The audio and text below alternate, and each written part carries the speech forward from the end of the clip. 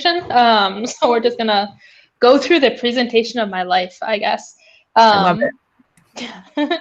Let me just pull that up.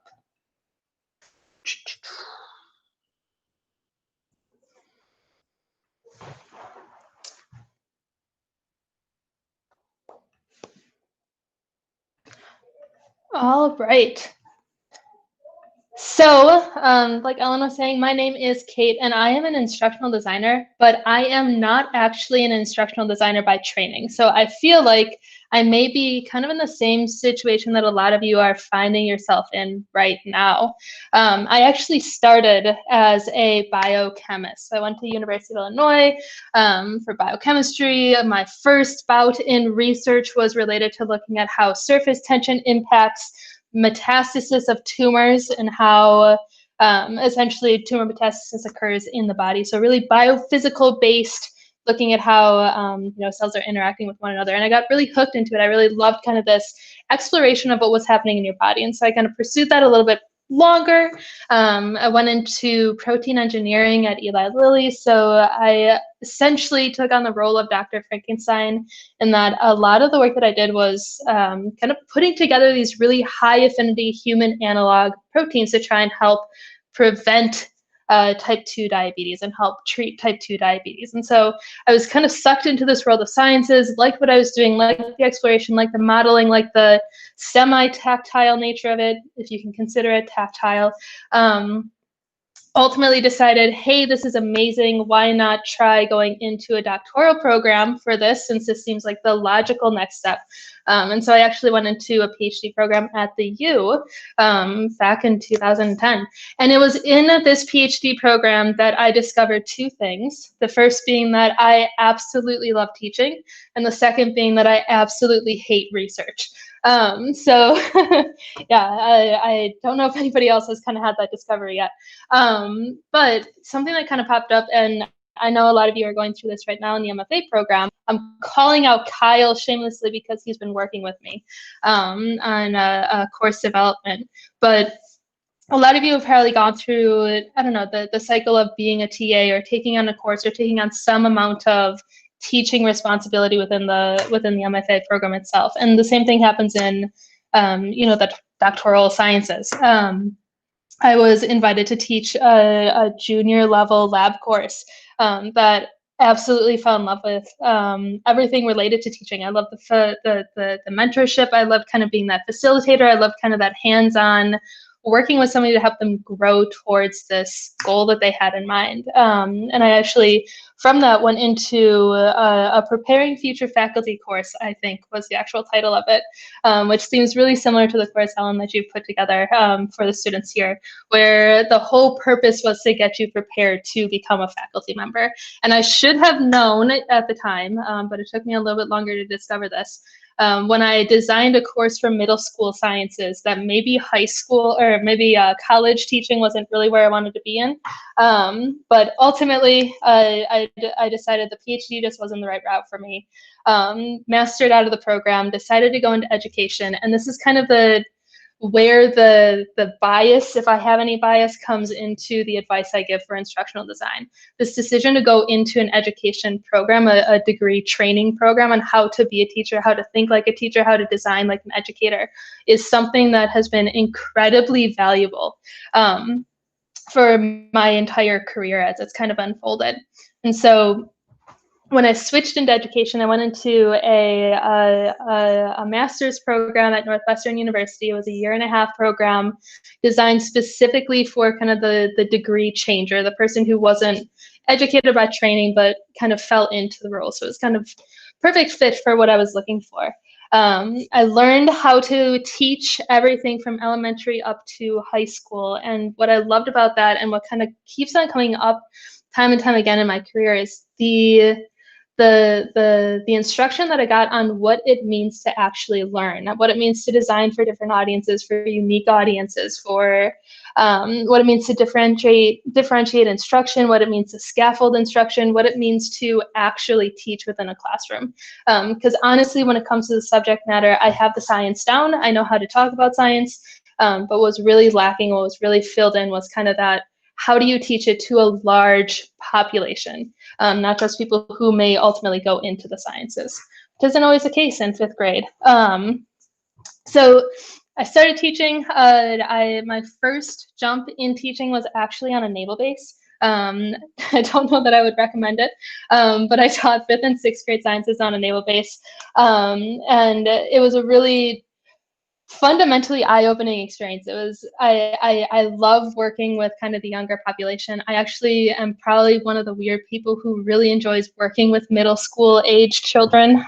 So if you have any middle school age children that you need taught, just send them my way. But what actually ended up happening at the naval base was I was invited to, so we were relatively short-staffed and a relatively new program. I was invited to put together a science curriculum for kindergarten through 8th grade. And so this is kind of, I guess, where the jump into instructional design and curriculum planning and curricular design really popped up for me. And so the naval base itself was home to 4,200 different students. So it was a curriculum that was going to be designed for a very large population. We're talking about developing some kind of structured story, robust story that will help kind of spiral students from, kindergarten to 8th grade mastery of a whole list of scientific standards. And this storytelling is kind of what I got engrossed in, this idea of putting together an experience for somebody from as early as kindergarten leading all the way up into 8th grade. And how do you really begin to put together a story that's going to continually build on itself and is really going to be a rich experience and a deep experience.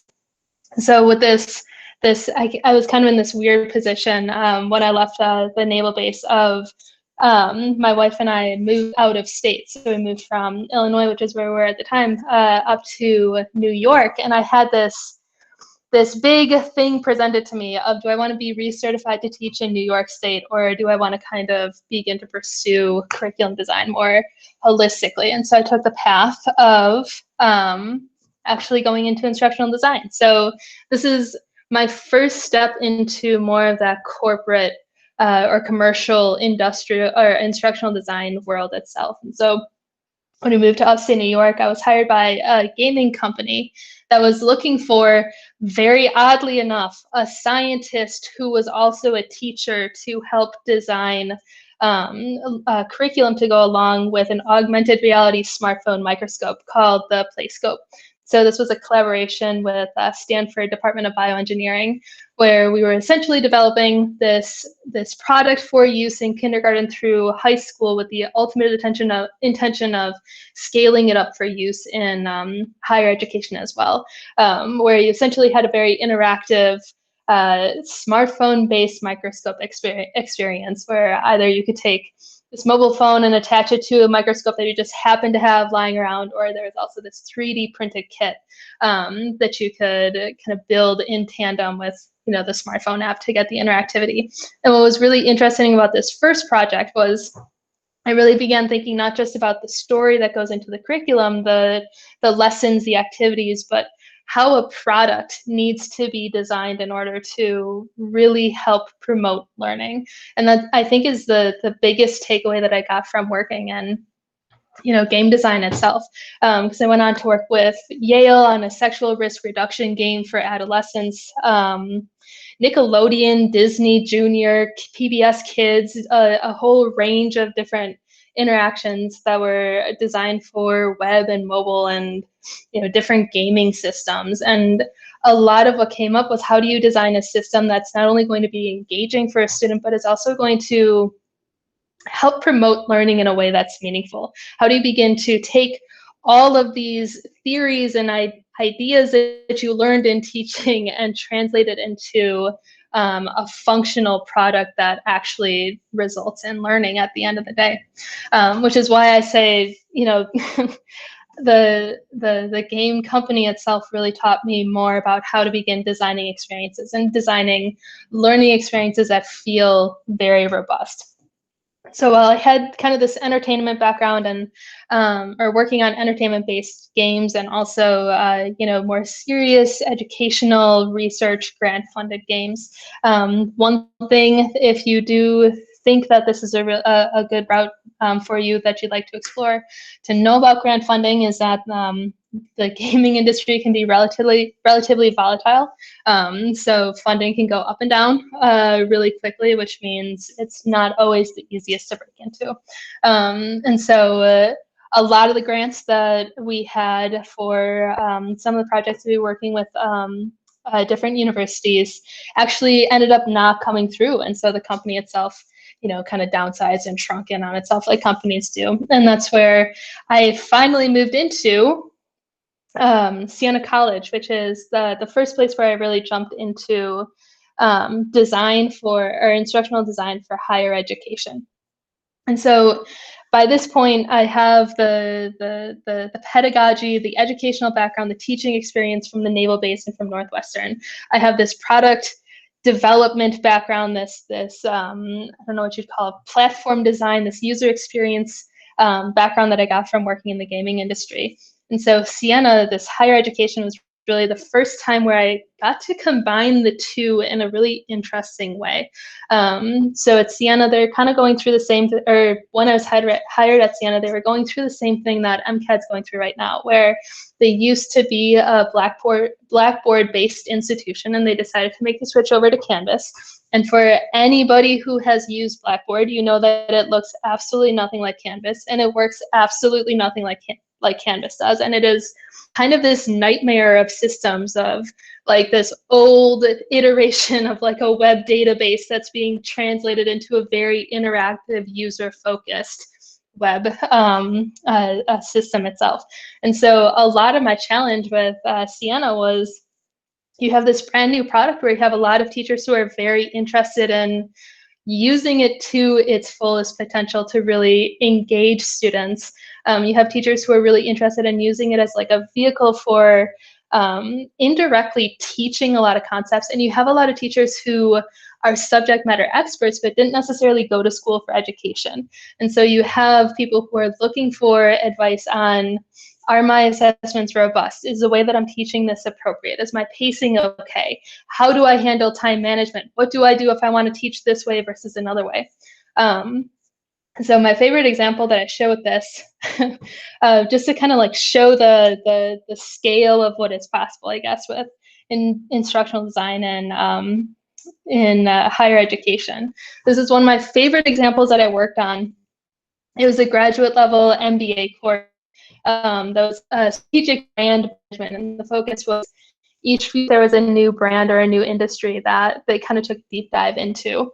And so speaking of using Canvas as a vehicle to kind of indirectly model something that you're teaching, it wasn't just, a lot of what I did with faculty wasn't just, time management, assessment, pedagogy recommendations, but it also turned into, designing, let me refresh this, designing a system that visually can begin to help tell a story, that can really begin to visually communicate something that you are trying to indirectly teach to students. And so it's this beautiful combination of designing a platform for interaction and getting student engagement and motivation with the content that, you're putting out to them. And also trying to embed in these cute little time management and organizational strategies that really help with learning at the end of the day.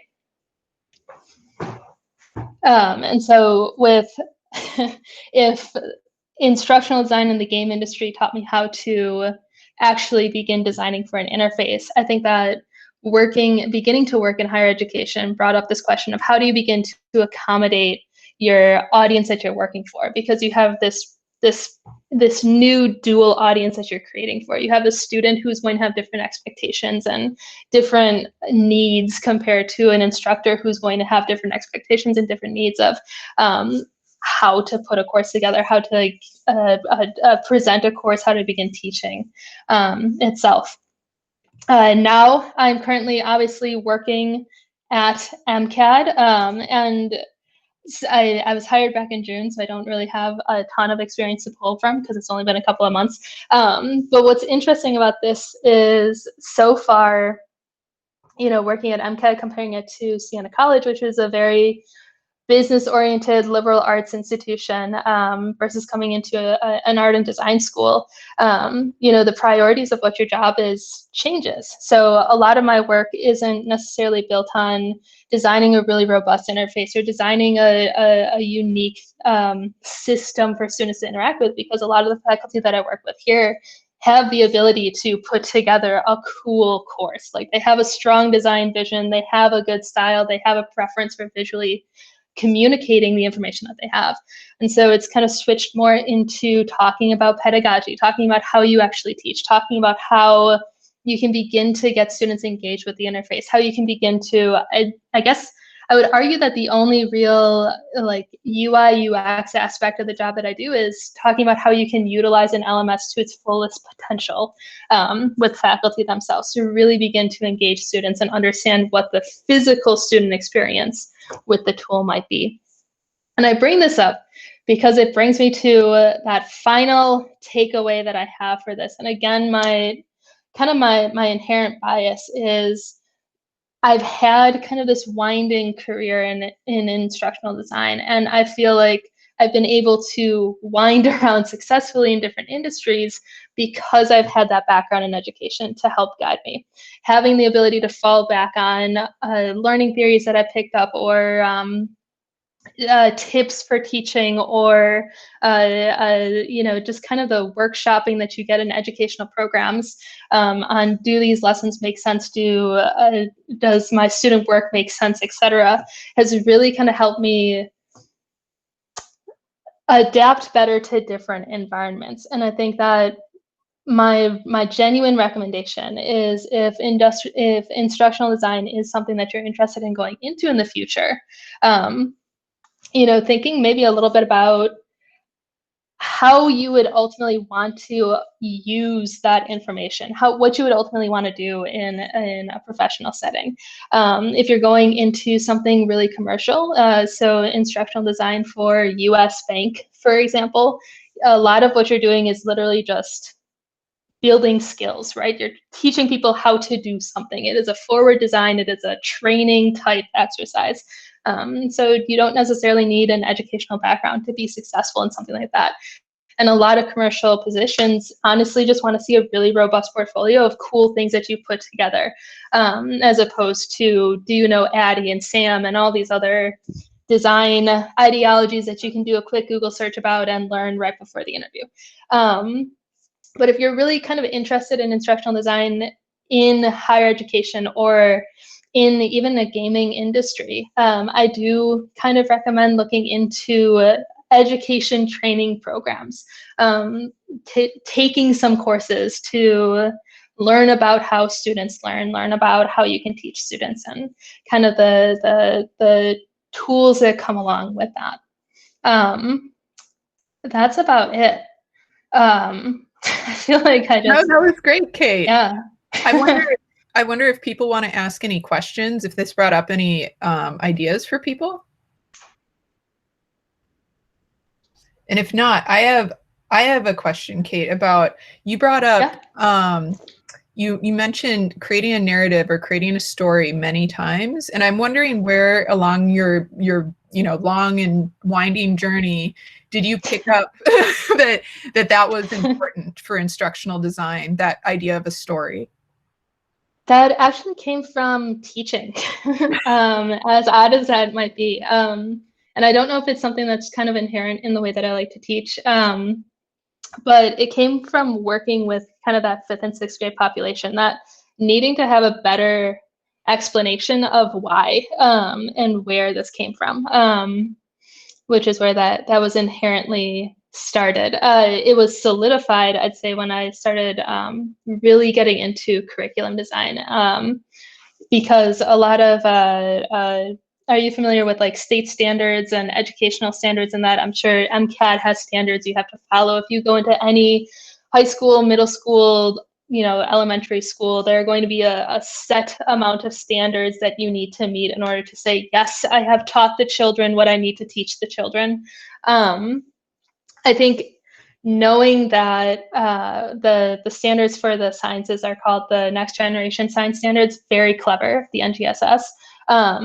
I think having the standards and knowing what you were trying to teach and what you're trying to teach towards really helped that as well. Of saying like, okay, I know that a lot of these standards are interwoven and they're looping and they kind of spiral from this grade to this grade. And so having a cohesive story and understanding that larger picture is going to be a lot more successful than, just designing these one-off experiences, if that helps.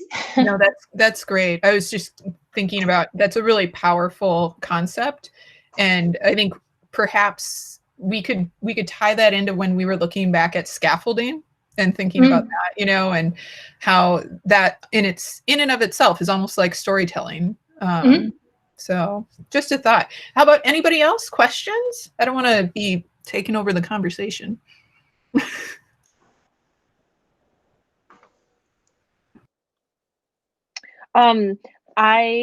What's like one of the most interesting like challenges or I don't know, like teaching problems that you've had to help like an instructor solve either at MCAD or at your previous, what was it, Sienna College? Yeah. Yeah, Siena. This is so I think that like truthfully, I'm a very opinionated teacher and I have very strong opinions about how I think people should teach. And they were way stronger when I was much younger. And that got me into a lot of trouble. And then I stopped doing that. And one of the things, so this is the downside of going into an educational program, is you'll probably have very strong opinions about how you'd like to teach. The good thing about it is you learn a lot of different ways of how to teach. So I had a really good friend of mine, actually, who was putting together a course for a graduate for the MBA at Siena. And I remember like she was a great teacher. I loved what she had to put together. Like she had very interactive like writing workshops and hands-on and like very interesting, well-traveled, well-storied individual. And I met with her to put together a new graduate course. And she straight up told me, I don't want to grade. Like, I don't want to be doing work on this course. Like, I don't want to be grading. I don't want to be doing this. Like, I don't want to be designing that. And like, my first thought was like, do you understand what teaching is? Because I'm pretty sure that's a component of it. But it brings up this really beautiful thing about teaching, and all like there are hundreds and hundreds of learning theories and ideologies and practices that you can use. And I bring her up as an example because it's a ridiculous thing to say, like, I don't want to grade, but it's also an interesting question of like, well, how do you design something to accommodate that preference? Because it's not that she isn't a talented teacher and a really skilled teacher. It's just that she knows what she wants to do, and it's not, that part of feedback. And so I'd say that was kind of one of the best experiences I had, was kind of having the opportunity to put together. It was ultimately, I taught her how to build a student-led community of learners as opposed to a teacher-facilitated or teacher-led or teacher-directed setup, which is kind of like that inherent go-to that you might have. Being able to do that, being able to see and go through that iteration of, the first time we tried it, like absolutely tanked, and we got really great information from students of how we were going to make it better. And like just this, I think it was maybe 3 or 4 times we went through the design before it got to this point of being a really cool, well-designed, functional, and appropriate course for a series of adult learners. That sounds really awesome. Then I have a follow-up question to that. So that sounds like a really like deeply collaborative process. Mm-hmm. I know that that's like kind of a unique situation. Is that sort of how that job usually goes? That it's like, oh, I kind of want to, or is it very much like, I need this, and then you like design it and give it to them? Like kind of, I mean. Yeah, no, you bring up a really good questions. And the answer is that honestly, it kind of depends on the person that you are working with. So I have had remember how I said I needed to learn how to like keep my teaching opinions to myself? This happened when working with some people who were really not open to any of the teaching opinions that I had, especially when I came in and told them, well, this is why your course did really poorly and you got really bad reviews. I think that you will find there are some people who really couldn't care less if you know how to teach and you know what you're talking about. They know what they want to do. They just want it to visually look appropriate. But I'd say probably 80, 90% of the people that I've worked with are, once we kind of establish a relationship and, you know, have some kind of rapport, I guess, it's really easy to begin seeping in some recommendations. Especially if you kind of put it through the lens of, hey, this is a new tool that we're using. Did you know that the tool works this way? Maybe we can add this kind of component to kind of help with the tool. And I'd say that usually once you have kind of that buy-in with a lot of faculty, I can maybe name like 2 in the last 4 years that have been really against anything and everything, and treated me more like a, I don't know, glorified web designer as opposed to an instructional designer. Yeah. Commercially, I can speak to the game company as well. That was a little bit more difficult to kind of put routinely get my input in as an instructor. And I think that that came down to having really good ideas and really solid ideas that don't actually align with the amount of money that we had to kind of develop the game itself. So with kind of gaming, it's that fine line of what can you actually develop and what do we have money to develop and what's good enough for now and what would be an iteration in the future.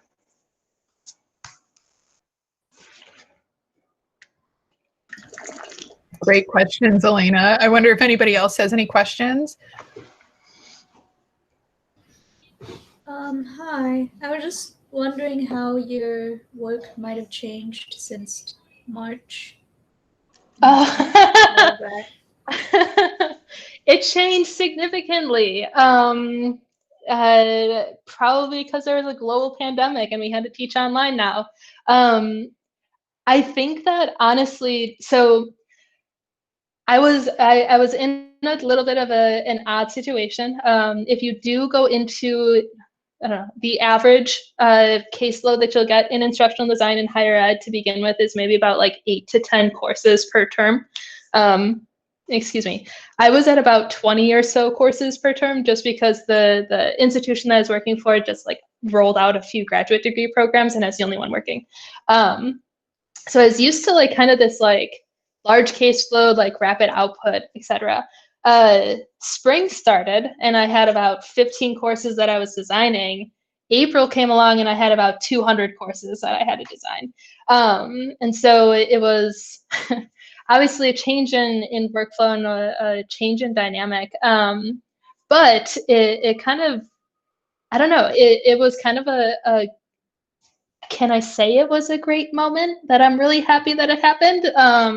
I think that a lot of people that I've worked with, especially at Siena, they were kind of leery of moving online or teaching online or creating lessons online or creating any kind of digital space. And so this kind of forced need to jump into online instruction helped them get over this bubble of, well, I can't teach online because I don't like the way my voice sounds when I record something, or I can't teach online because I'm really tactile and I need to interact with my students.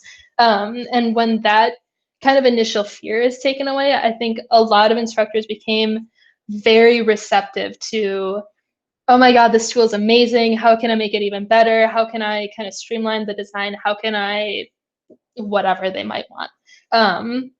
It was chaotic, definitely, but also I am happy that if there's anything positive that happened out of this, it's that a lot of people became a lot more comfortable using tools that I don't think they would have ever touched if they had the chance not to. It also changed how I actually worked with instructors, because before needing to help 200 people design a course, a lot of what I would do was very hands-on and kind of tailored, where I showed you that bells and whistles, like we are just emulating an entire brand here in our course development. I would do a lot of the hands-on work and design and all that. And so it's kind of switched more into the realm of offloading a lot of the design work on people like Ellen, and instead using my time to show people best practices and teach them how they can, kind of more largely begin to integrate that into their courses. That's awesome. And I saw Mei Ling raising her hand as well. Yeah. As someone who really benefits from online courses and has taken a lot of them in the past, where do you think that, okay, maybe I'll rephrase. So there are a lot of people who benefit from online classes, a lot of people with disabilities, a lot of neurodivergent people who are worried that when the pandemic ends, online classes aren't going to be available anymore. So from what you've seen, do you think that they're still going to be available, or are professors just want to go, are they going to want to just go back to normal?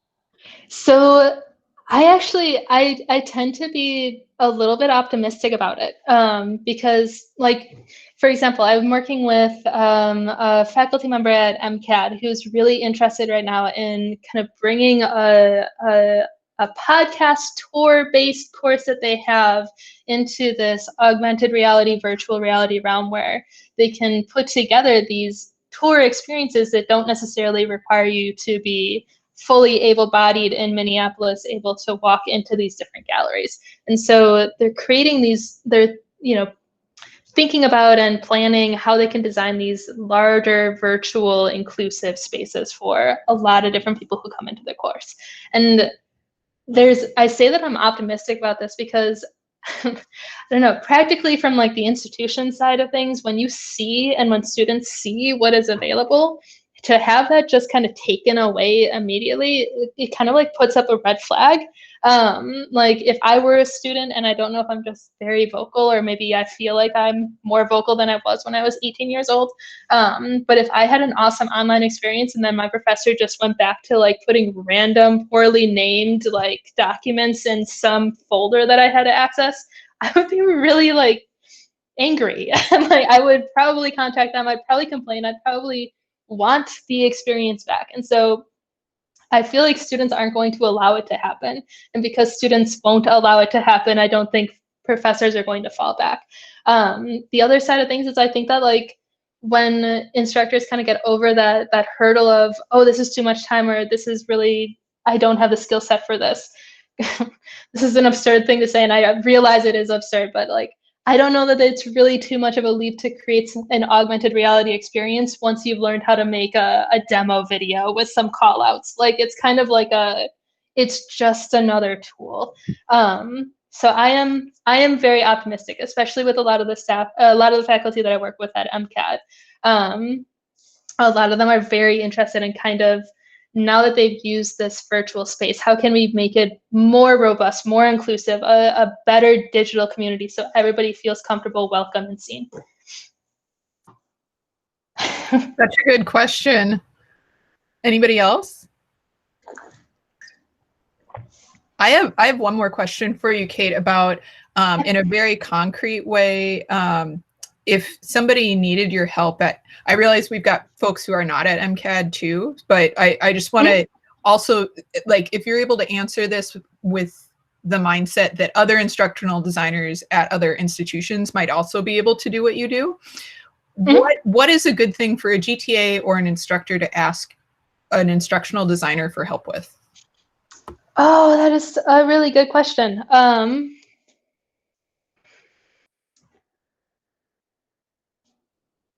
I personally really love it when somebody can come to me telling me what they aren't good with. So if you are comfortable enough with the interface, you're comfortable enough with Canvas, you're comfortable enough with Google Meet or whatever set of tools the institution you're at has, but you have no idea how to make an assessment, or you have no idea how to have a critique online, or something else, knowing that helps me design a much more robust experience. It's always, I think that, I don't know, I feel like I'm pulling my own bias into this when I answer the question. But having an idea of where you are struggling and what you actually need the help in, I think is probably the best place to start with that. That is a good answer. and you just mentioned a phrase that's like really key to what we're doing, which is online critique. And I wonder if this is putting you on the spot, but do you have any hot tips for online critique that you would like to share? Yeah. I think that my biggest thing that I have noticed, and the thing that I have been trying to plant the seed for with some of the instructors that I've talked to that have come to me, when it comes to critique, if you were reviewing beautiful photos that I had put together and you were giving me feedback, when I am in a virtual space, I kind of blank out when somebody is speaking to me or sharing information with me. And so, has anybody in this course used Canvas Studio before as a tool, or have you looked at Canvas Studio at all for maybe some of your other courses? Okay, so Canvas Studio, just kind of like the short of it, is like essentially a video production tool that Canvas has. And so there's one part of it where you can record a video and upload it to Canvas Studio and share that with people. And there's another part of it where, at least on the instructor side of things, I don't know if this is the same for students, you can have a screen capture and kind of narrate over your screen capture, and it uploads through Canvas Studio. So essentially with Studio, you have this video product.